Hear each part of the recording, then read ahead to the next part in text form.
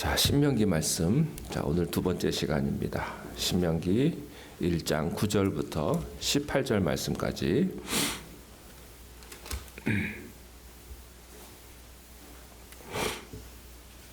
한 절씩 교독하겠습니다. 제가 먼저 읽겠습니다.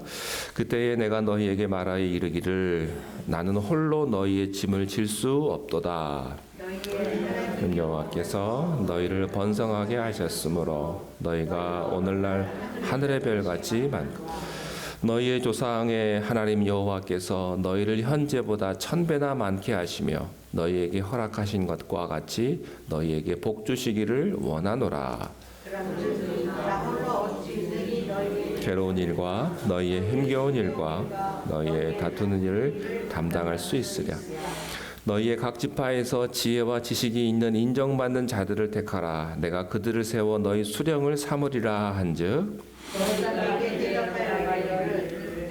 말씀대로 하는 것이 내가 너희 지파의 수령으로 지혜가 있고 인정받는 자들을 택하여 너희의 수령을 삼되 곧 각 지파를 따라 1000부장과 100부장과 50부장과 10부장과 조장을 삼고 내가 그때에 너희의 재판장들에게 너희가 너희의 문제 중에서 송사를 들을 때 쌍방간에 분명히 판결할 것이며 그들 중에 있는 하나님에게도 그리할 것이니라. 재판은 하나님께 속한 것인즉 너희는 재판할 때에 외모를 보지 말고 귀천을 차별 없이 듣고 사람의 낯을 두려워하지 말 것이며 스스로 결단하기 어려운 일이 있거든 내게로 돌리라. 내가 들으리라 하였고 모든 일을 그때에 너희에게 다 명령하였느니라. 아멘. 야곱이 처음 애굽으로 이주를 할 때 겨우 70여 명의 가족을 데리고 애굽으로 이주를 했습니다. 그런데 400년이 지난 이후에 그 후손들이 애굽을 탈출할 때가 됐을 때는 장정만 60만 명이었습니다. 그러니까 어린아이와 노인과 여자들까지 다 합치면 200만 명에 달하는 그런 엄청난 민족이 되어서 이제 출애굽을 하게 되었던 것입니다. 자, 10절 보시겠습니다. 10절 읽겠습니다. 시작. 너희의 하나님 여호와께서 너희를 번성하게 하셨으므로 너희가 오늘날 하늘의 별같이 많거니와. 이렇게 번성이 된 거죠. 그런데 모세는 여기에 만족하지 않고 더 번성하기를 원했습니다. 11절 보겠습니다. 너희 조상의 하나님 여호와께서 너희를 현재보다 1000배나 많게 하시며 너희에게 허락하신 것 같이 너희에게 복 주시기를 원하노라. 모세는 이것이 시작에 불과하다는 것을 알고 있었습니다. 하나님께서 너희를 현재보다 1000배나 더 많게 하시기를 축복을 합니다. 실제로 이스라엘 백성들이 약속의 땅에 들어가서 그 인구가 더 많이 불어나고 더 번성을 하죠. 모세는 하나님의 축복이 계속해서 이스라엘 백성과 함께해서 성장하고 또 번성하기를 원했습니다. 자, 그런데 한편으로는 그 성공, 그 번성의 대가가 있었습니다. 그것은 이스라엘 백성들이 불어나고 번성하는 것은 참 좋았지만 그렇게 하기 위해서는 그들을 이끌고 있는 영적인 지도자인 모세가 쓰러지기 일보 직전이었습니다. 9절을 보시겠습니다. 9절 시작. 그때 내가 너희에게 말하여 이르기를 나는 홀로 너희의 짐을 질 수 없도다. 세상에 안 힘든 일이 어디 있겠습니까? 다 힘이 들죠. 근데 그렇지만 그 중에서도 제일 힘든 자리가 있다면 아마 지도자의 자리, 또 가장의 자리, 리더의 자리가 아닐까 합니다. 모세는 한두 명도 아니고 200만 명에 달하는 그 이스라엘 백성들을 이끄는 지도자였습니다. 그 육체적인 피곤 그리고 정신적인 압박, 이게 상상을 초월했을 거라고 생각이 됩니다. 책임자의 자리는요, 굉장히 그 압박감은 굉장히 무거운 거죠. 근데 사실은 이 모세가 200만 명이나 이끄는 이 모세는 보통 지도자가 아닙니다. 보통 사람이 아닙니다. 애굽 왕자로서 소위 로얄 패밀리의 교육을 다 받은 사람이었고요. 체력도 굉장히 강인한 사람이고 또 영성도 깊은 그런 사람인데 그때 얼마나 힘들었냐면 출애굽 초창기입니다. 12절 한번 보십시오. 12절 시작. 그런즉 나 홀로 어찌 능히 너희의 괴로운 일과 너희의 힘겨운 일과 너희의 다투는 일을 담당할 수 있으랴. 이 말씀 그대로 담임 목사의 고백입니다. 네. 여기 말씀해 보니까 괴로운 분들 위로해야 되죠. 또 힘겨워하시는 분들 있으면 토닥거려 가지고 다시 한번 하자고 해야 되죠. 또 교회에서 서로 다투는 일이 있으면 가가지고 서로 얘기 잘 해가지고 중재해야죠. 네, 이것을 근데 200만 명이나 되는 사람들을 모세가 혼자 했으니 얼마나 힘이 들었겠습니까? 특별히 이 말씀을 했을 때요, 그 배경이 40년 전에 어떤 일이 있었습니까? 출애굽한 지 얼마 안 돼가지고 출애굽기 17장과 18장에 보면요, 이 모세가 이 괴로움을 토로했을 때 그 배경 설명이 나타나는데, 그때 이스라엘 백성들이 행군을 하다가 르비딤에서 진을 치고 있는데 먹을 물이 없는 거예요. 물이 없으니까 사람들이 모세를 막 원망을 합니다. 물이 없으면 우리 함께 노력해서 물 좀 찾아보자고 해야 될 텐데 물이 없으니까 대번에 지도자를 원망을 합니다. 우리를 여기까지 데리고 와서 죽이려고 여기를 데리고 왔냐고. 사람들이 이렇게 말을 좀 함부로 하는, 사람이 화가 나고 그러면 원망하면요 말을 굉장히 함부로 합니다.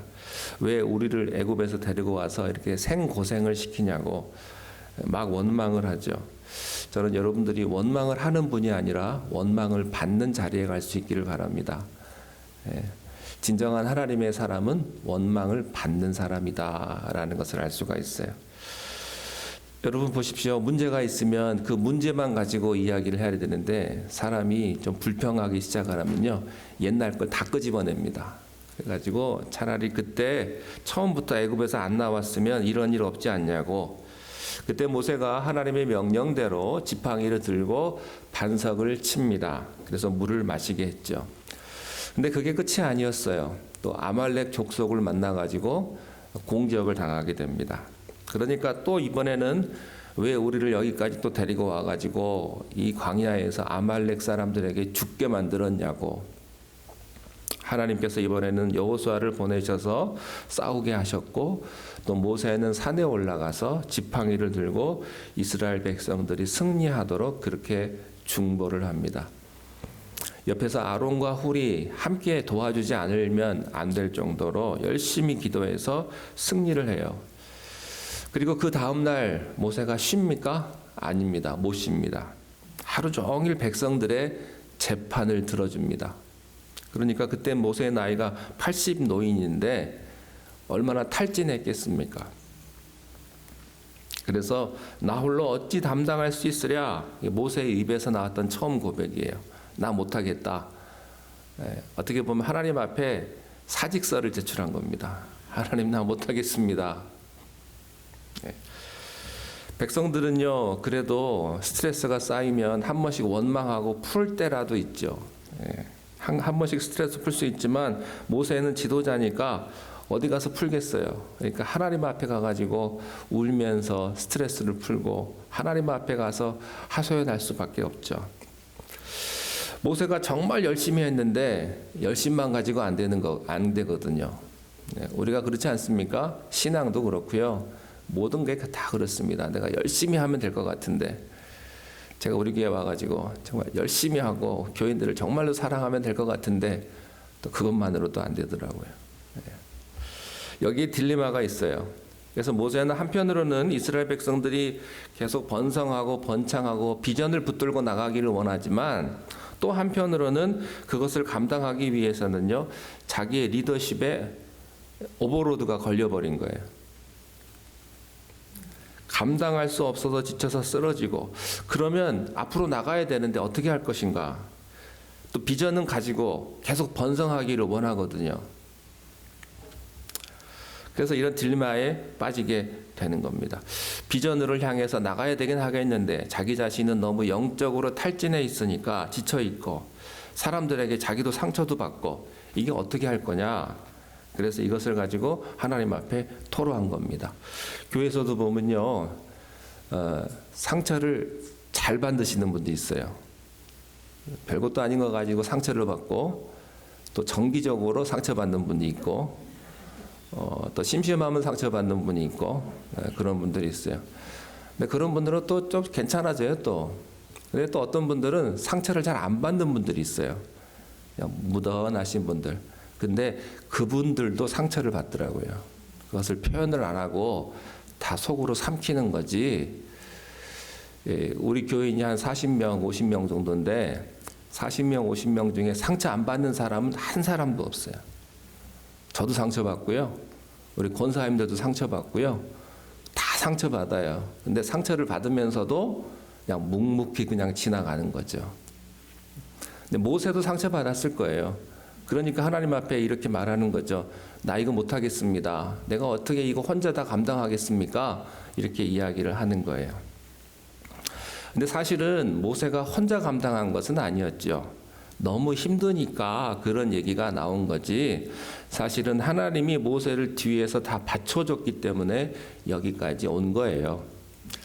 그런데 우리가 지치고 힘들고 상처받으면요. 별로 그런 생각이 안 들거든요. 내가 혼자 했다고 생각을 합니다. 그런데 영적으로 조금만 정신이 회복되면 혼자 있는 것이 아니고 혼자 한 것이 아니라 하나님이 함께 하셨다. 하나님이 나를 붙들고 계셨다는 것을 우리가 사실은 알고 있죠.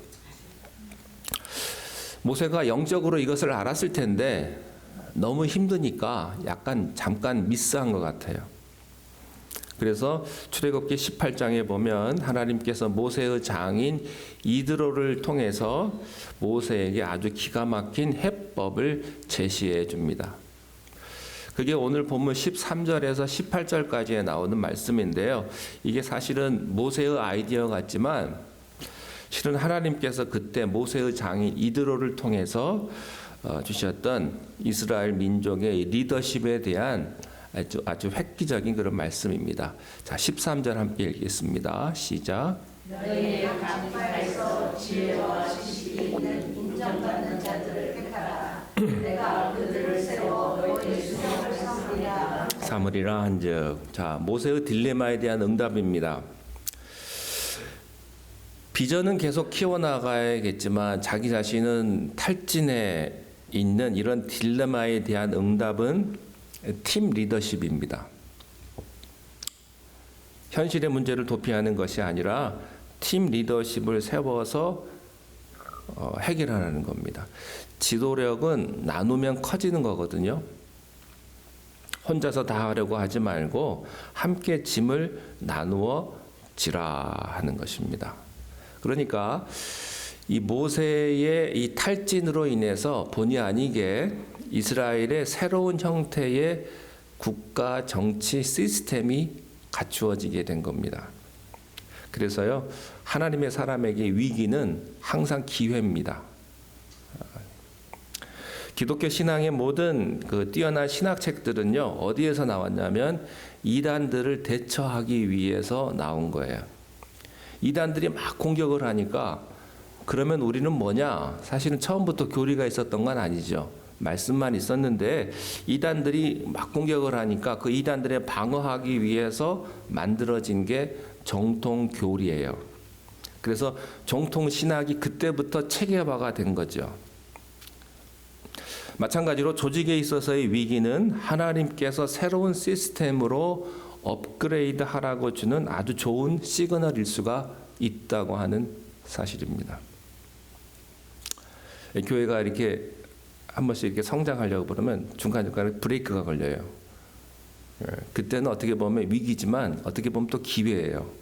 이거를 잘 지혜롭게 넘어가면 또 그 다음 단계로 또 점프할 수가 있는데 사실 이게 넘어가는 게 사실은 많이 어렵죠. 그때마다 우리가 하나님 앞에 더욱더 기도해야 될 줄로 믿습니다. 자, 그래서 이제 모세가 하나님의 말씀대로 자기를 돕는 그 팀 리더십을 구성을 하는데 이것을 어떻게 뽑느냐가 또 굉장히 중요한 거였거든요. 이제 13절 말씀해 보니까 먼저 각 지파에서 골고루 뽑아야 한다 하는 겁니다. 12지파 중에는요, 힘 있는 지파도 있었고 또 큰 지파도 있었고 또 잘난 지파도 많이 있었을 텐데 그래도 골고루, 아무리 작고 힘이 없는 지파라고 해도 골고루 안배해서 뽑아라 하는 것이었습니다. 자, 또 그 다음에 어떤 거가 있냐면 지혜로운 자를 뽑아라. 지혜로운 사람을 뽑으라. 여기서 지혜라는 히브리어로 하캄인데 하나님을 경외하는 성품을 가리킵니다. 그런 인격이에요. 하나님을 경외하는 이 인격이 굉장히 중요합니다. 모세를 도울 지도자는요, 무엇보다도 하나님과 깊이 교제하는 사람이어야 했습니다. 이런 지혜는 성령 충만한 거죠. 예수님을 사랑하고 예수님을 묵상하는 사람은요, 그 말에서 예수님의 향기가 묻어납니다. 인격적인 리더십이 중요한 거예요. 하나님을 경외하는 인격을 지닌 사람. 자, 또 한 가지는요, 지혜 다음에 뭡니까? 지식. 여기서의 지식은요, 얼마나 많이 아느냐가 아닙니다. 여러분, 지식은요, 구글하면 다 나와요. 요즘엔 얼마나 아느냐가 아니고 어떤 문제의 핵심을 짚어내는 직관과 그것을 해결해 가는 통찰력을 말하는 거예요.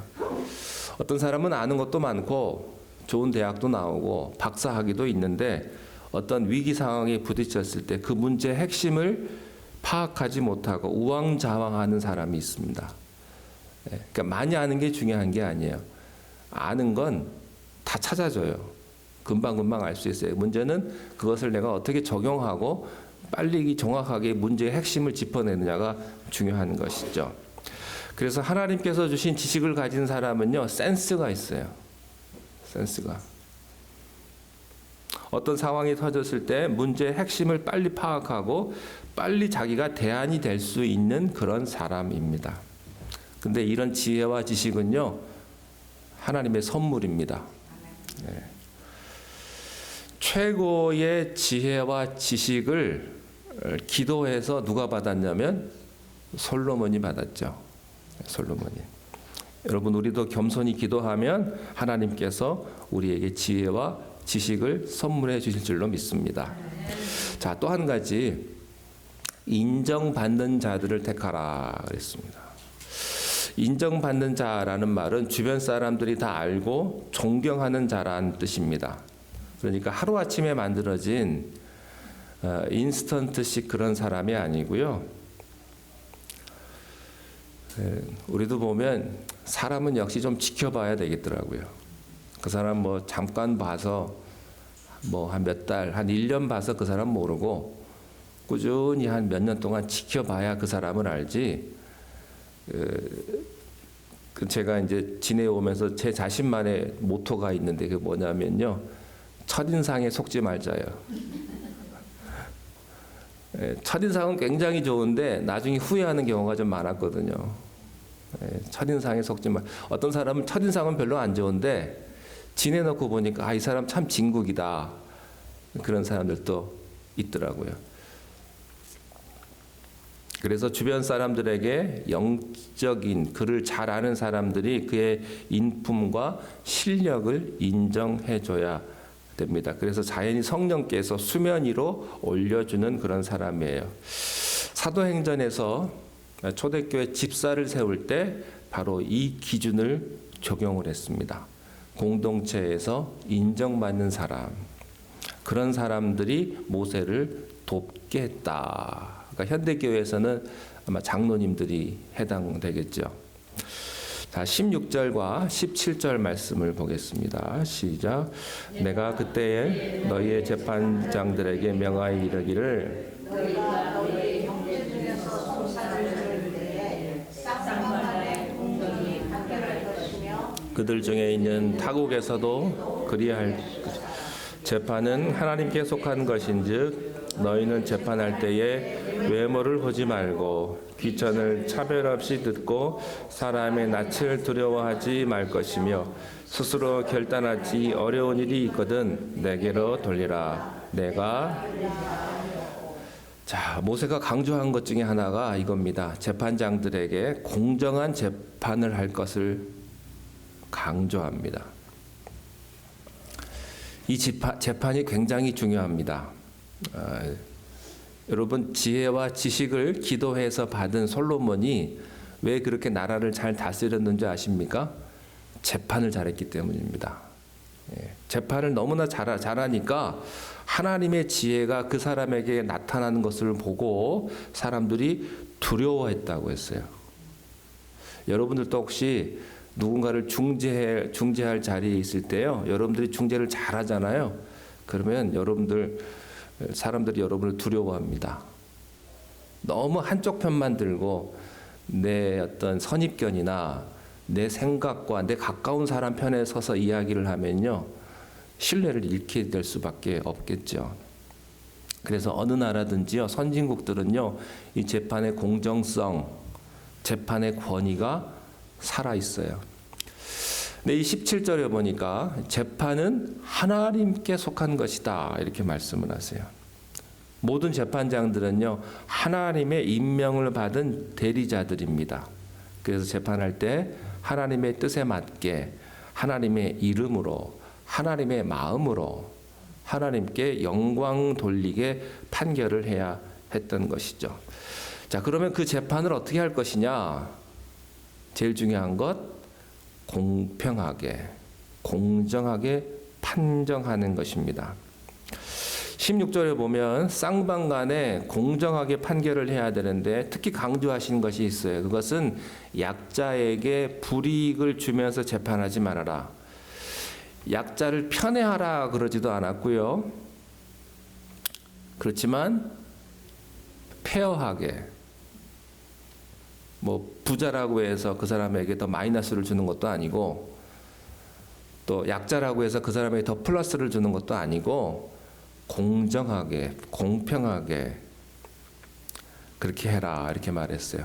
그리고 타국인, 외국인들에게도 그렇게 하라. 아마 외국인들을 유대인들이 차별을 많이 했나 봅니다.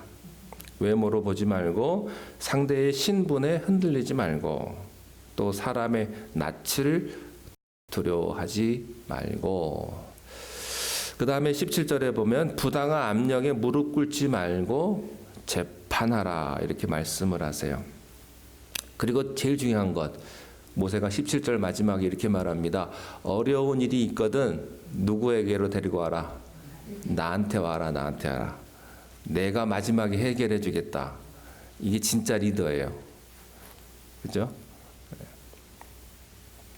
진짜 미묘하고 힘든 문제가 있으면 내가 처리하겠다 하는 거예요. 그래서 이런 거죠. 리더는 가장 힘든 일을 도망가지 않고 책임져서 해결해 주는 사람입니다. 아무리 위임을 해도요, 리더는 책임져 주는 사람이에요. 결정적인 문제, 진짜 힘든 문제는 딱 나서가지고 내가 책임을 지고 해결을 하겠다 하는 겁니다. 근데 어느 곳이나 조직에 있는데 리더가 있는데 리더가 해결해 주지 않는다. 그것은 비겁한 리더십입니다. 타이틀만 갖고 있는 거죠. 대접만 받는 거예요. 진짜 책임져야 될 리더의 대가는 치르지 않겠다는 것입니다. 근데 모세는 그러지 않겠다는 거예요. 하나님의 지혜와 하나님의 지식으로 내가 그 문제들을 내가 해결하겠다 하는 것입니다. 자, 마지막 18절 보시겠습니다. 시작. 내가 너희의 행할 모든 일을 그때 너희에게 다 명령하였느니라. 보니까요, 모세가 이스라엘 백성들을 민주주의로 다스린 게 아니라는 것을 알 수가 있습니다. 너희가 뭐 해야 할지 우리가 회의하지 않고 투표하지 않겠다는 거예요. 하나님의 권위로 하나님이 주신 말씀대로 그들을 다스렸다 하는 것입니다. 그래서 교회는요, 신정주의죠. 민주주의가 아닙니다. 하나님이 기름 부어 세우신 지도자가 자기가 먼저 부서지고 회개하면서 그러나 두렵고 떨리는 마음으로 하나님 앞에서 겸손히 엎드려 받은 말씀대로 이끌어 나아가는 것입니다. 그럴 때 하나님께서 그를 통해서 역사하시고 만약에 그가 잘못하면 하나님께서 내리시고 그렇지만 하나님께서 기름 부어 세워주신 동안에는 그와 함께하는 팀 리더십이 서로 격려하고 사랑하면서 다스리는 것 바로 그것이 하나님의 나라 교회인 줄로 믿습니다. 하나님께서 이스라엘을 이렇게 이끄신 것처럼 우리 반려교회도 이런 인도하심과 이런 축복이 함께 하시기를 주님의 이름으로 축원합니다. 기도하겠습니다. 하나님 아버지, 우리에게 지혜를 주시고 우리에게 지식을 주셔서 주님께서 주신 모든 일들을 주님이 은혜 가운데 잘 해결할 수 있도록 아버지 하나님 우리들에게 하늘의 은혜를 허락하여 주시옵소서. 오늘 하루도 세상에서 살아갈 때 많은 문제들이 있지만 그 문제 앞에 도망가지 않게 하시고 정말로 책임을 다해 그 모든 일들을 다 해결할 수 있는 참된 리더의 모습으로 이 세상을 살아가게 축복하여 주시옵소서. 우리 주 예수님의 이름으로 기도하옵나이다. 아멘. 하늘에 계신 우리 아버지여, 이름이 거룩히 여김을 받으시오며 나라의 임하옵시며 뜻이 하늘에서 이룬 것 같이 땅에서도 이루어지이다. 오늘날 우리에게 일용할 양식을 주옵시고 우리가 우리에게 죄 지은 자를 사하여 준 것 같이 우리 죄를 사하여 주옵시고 우리를 시험에 들게 하지 마옵시며 다만 악에서 구하옵소서. 나라와 권세와 영광이 아버지께 영원히 있사옵나이다. 아멘.